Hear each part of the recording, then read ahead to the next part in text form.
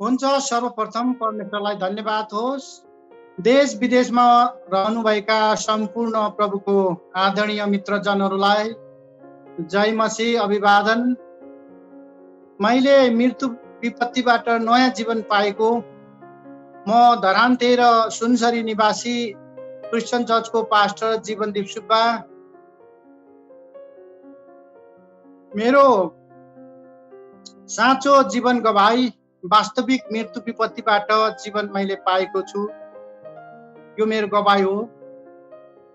2077 साल श्रावण 29 गते मङ्गलबारको दिन म कामदारहरूसँग बालबालिकाको नानीहरूको घर कोठा निर्माण कार्यमा थिएँ। अचानक आवाज पड्केको ठुलो आवाज आयो। धुवा आगो ज्वालो देखेर सबै छिमेकीहरू भेला भएछन्। मलाई 33 केबीको हाई भोल्टेज लाइन सर्ट भएर मेरो शरीरको आधा भागभन्दा धेरै जलेर सखा भएछ। मेरो मुख नाकबाट खुन रगत बगेर पुरै सास प्रश्वास बन्द हुन गएछ।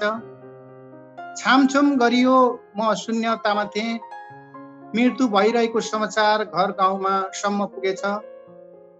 तापनि धरान बिपी अस्पतालमा पुर्याइयो। केही प्रारम्भिक उपचार गरियो, तर उपचार असफल भएपछि फेरि काठमाडौँको अस्पतालमा रेफर गरियो।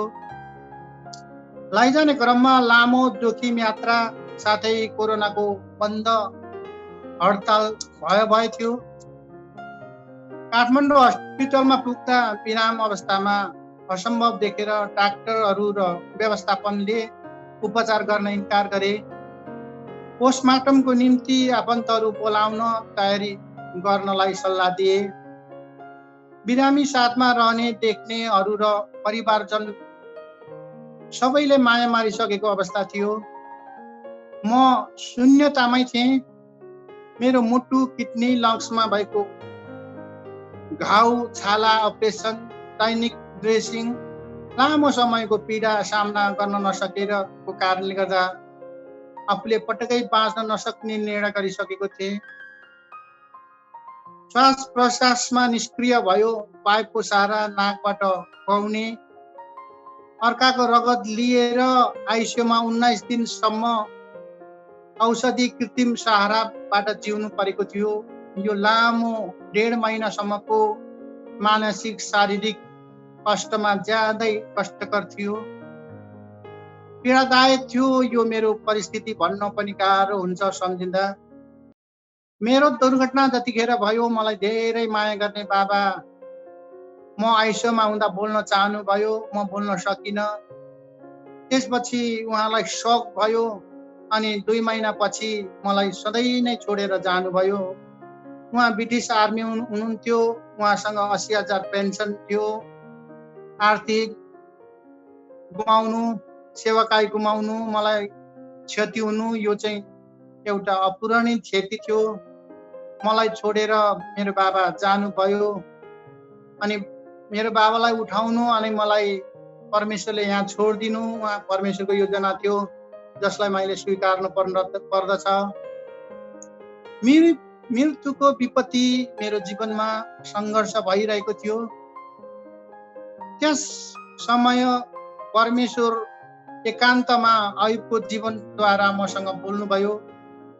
अयुब सोझो, धर्मी, निर्दोष, परमेश्वरसँग डराउने, दुष्कर्म कहिले नगर्ने व्यक्ति, 7 छोरा 3 छोरी, 7,000 भेडा बाख्रा, 5,000 गाई गोरु, गधाहरू, 3,000 ऊँटहरू, कमारा कमारीहरू सबै गुमाउनु पर्यो।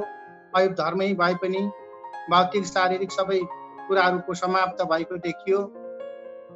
अयुबको टाउकोमा फेरि खटिरादेखि पैतालासम्म घाउ कष्ट पीडा भइरहेको थियो। अयुबले भन्दछ म ढल्किन्छु अनि विचार गर्छु कहिले उज्यालो हुन्छ, तर उड्छु सम्झिँदै लामो रात र छटपटाइ रहन्छु। शरीरमा किरा परेको छ, छाला चिरा परेको छ, पिप निक्लिरहेको छ अनि भन्दछ म निमोठाइमा छु, मृत्यु चाहन्छु, मरेको थिएँ, म मर्न चाहन्छु भनेर भन्छ। यसरी नै परमेश्वरको जनहरूसँग समय समयमा परमेश्वर बोल्नु हुँदो रहेछ। परमेश्वर सूर्यलाई नउदाउन र ताराहरूलाई प्रकाश रोक्न सक्नुहुन्छ चाहँदाखेरि तापनि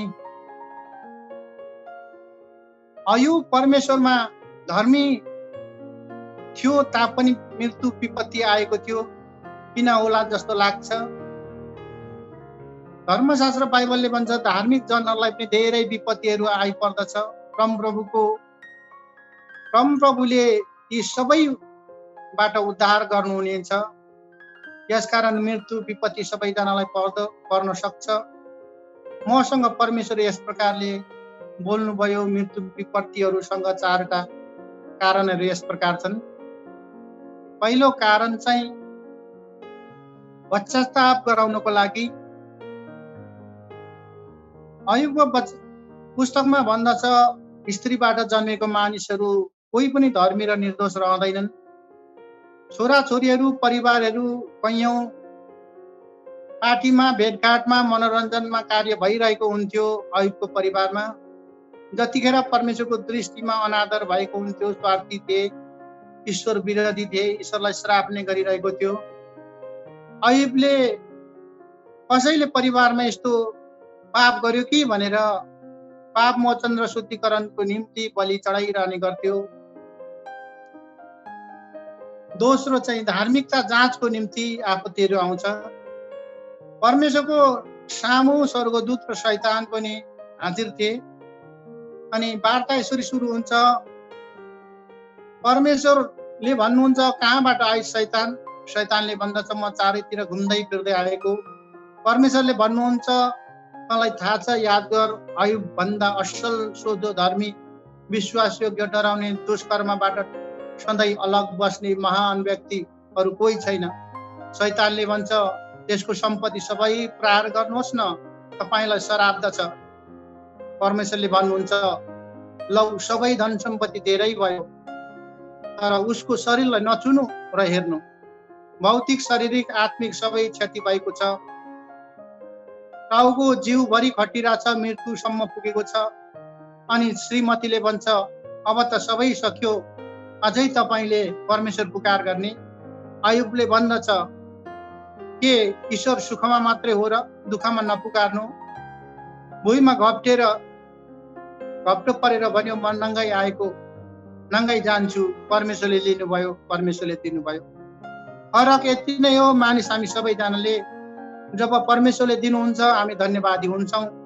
तर अयुबलाई भएको सबै कुराहरू खोसिएको थियो, त्यतिखेर पनि अयुबले धन्यवादी भएको छ। अनि अयुबले भन्छ म सुन झैँ खारिएको छु। अयुबको आत्मिक जीवनको थोरै पनि क्षति भएको देखिएन। शैतानले सबै समाप्त गर्यो भने जस्तो लाग्यो, तर परमेश्वर यो सबै सधैँको निम्ति प्रशस्तामा राखिदिनु भएको थियो। अयुबको झैँ हामी अगुवाहरू जो कोही हाम्रो पनि अन्जानेमा हुन्छ, हाम्रो परिवारमा कसै न कसै मण्डलीले या कसैले पनि पाप गरेको या सबै कुराबाट मृत्यु विपत्तिहरू आउन सक्छ। यसकारण हामी सबैजनाले आफ्नो पाप छ कि भनेर प्रयासित गर्नुपर्छ, पाप पश्चाताप गर्नै पर्छ। मैले पनि परमेश्वरमा विगत दिनहरूलाई सम्झेर परमेश्वरसँग आफ्नो जाने अनजाने पापहरू क्षमा मागे। हामी कसै मण्डली परिवारले गरेको पाप प्रति क्षमा मागे। हामी सबैलाई उहाँले क्षमा गर्नुभयो। आज दुष्टता बढेर गएको कारण परमेश्वरले समय समयमा संसारमा आपद र विपद मृत्युहरू सामना गराउनुहुन्छ, किनकि परमेश्वर धर्मी हुनुहुन्छ अनि उहाँले अधर्मलाई नाश गर्नुहुन्छ।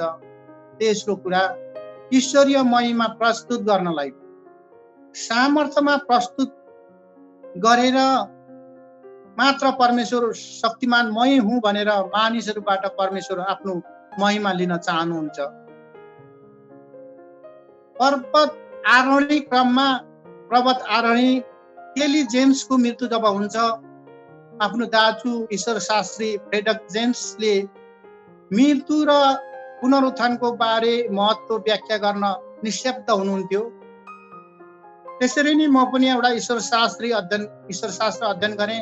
तर म पनि जब मेरो मृत्यु विपत्ति मेरो जीवनमा आयो, मैले पनि भने हे परमेश्वर ईश्वर, मलाई किन यस्तो। राजा दाउदको जीवनमा हेऱ्यो भने हामीलाई थाहा छ, राजा दाउदले पनि भनेको छ मलाई तपाईँले किन बिर्सनु भयो। होसेको पुस्तकमा यसरी लेखेको छ, तिमीलाई मैले चिहानको शक्तिबाट छुटाएको छु। मलाई पनि यसरी परमेश्वरले छुटाउनु भएको थियो।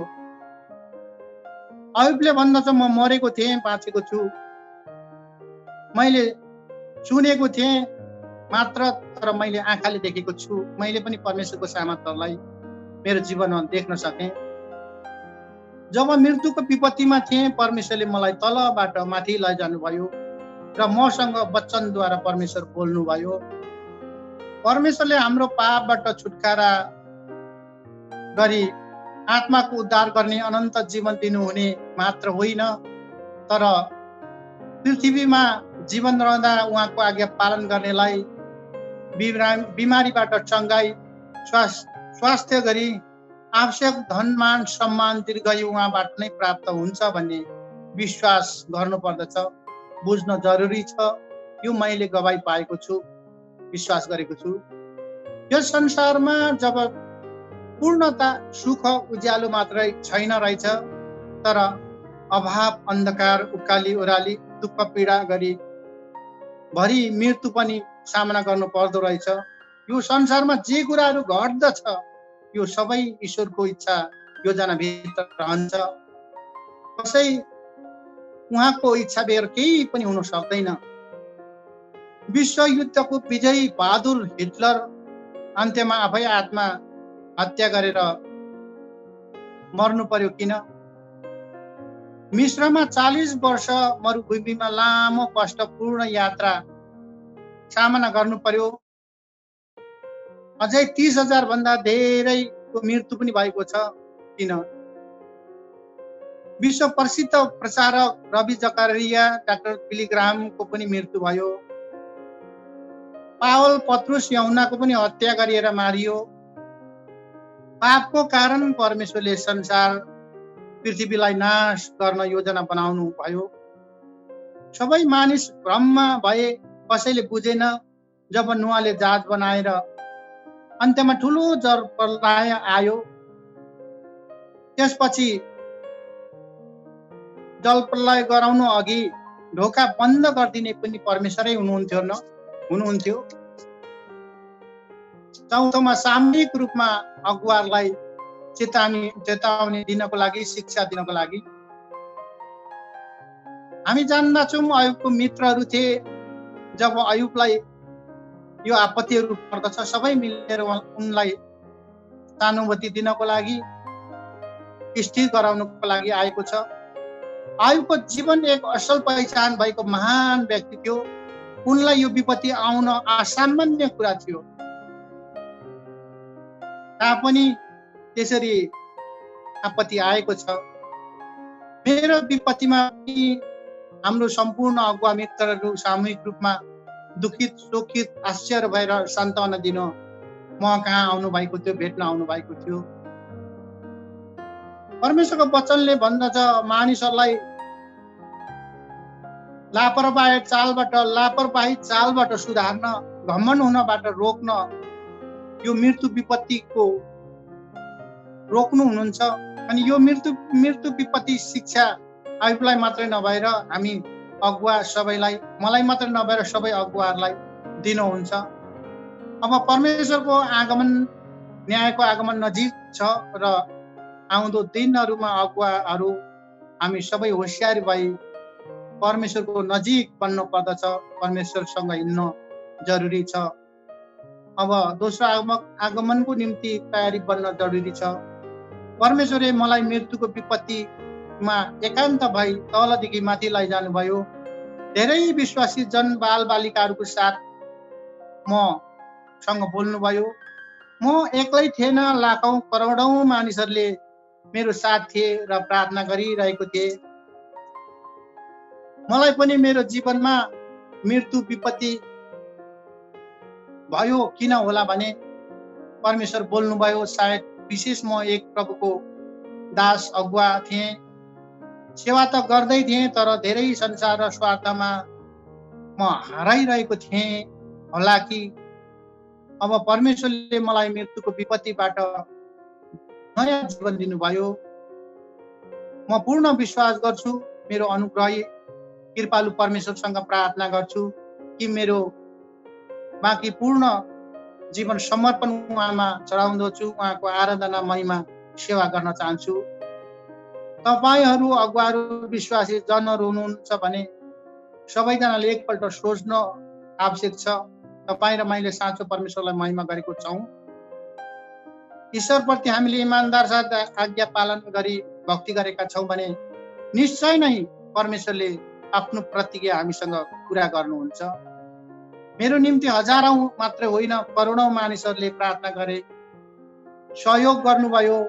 मलाई कुनै कुराको त्यस विपदमा आवश्यक भएन, झनै बरु संसारभरिका दया माया प्राप्त गर्न पाएँ।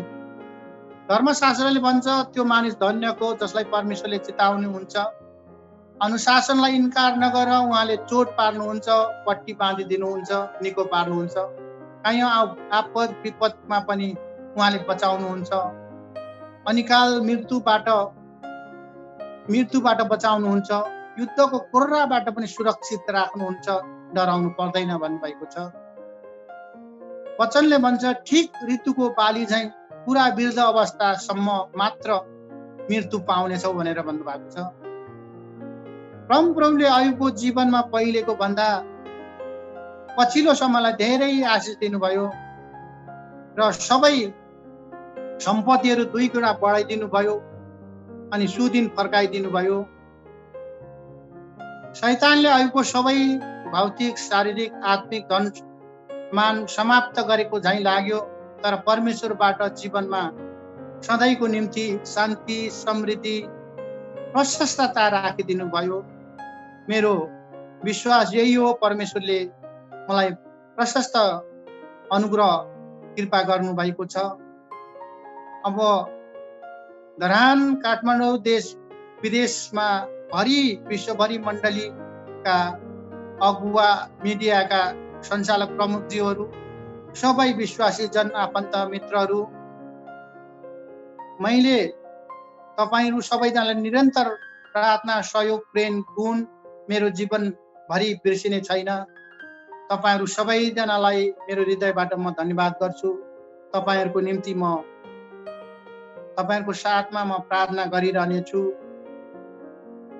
र समयमा पूर्ण हामी परमेश्वरको सबैजनाले महिमा गर्नेछौँ र फेरि पनि प्रार्थना गरिराख्नु हुनेछ। मेरो पूर्ण स्वास्थ्यको लागि समय लाग्दछ। म डाक्टर अनि औषधिको साथमा छु र तपाईँहरूको निम्ति पनि प्रार्थना म गरिराख्नेछु र धेरै धेरै धन्यवाद तपाईँहरूको प्रार्थनाको लागि। अझै पनि निरन्तर प्रार्थना गरिरहनु भएको छ र मेरो गवाहीबाट तपाईँले आशिष प्राप्त गर्नुभयो होला। जय मसीह। धन्यवाद।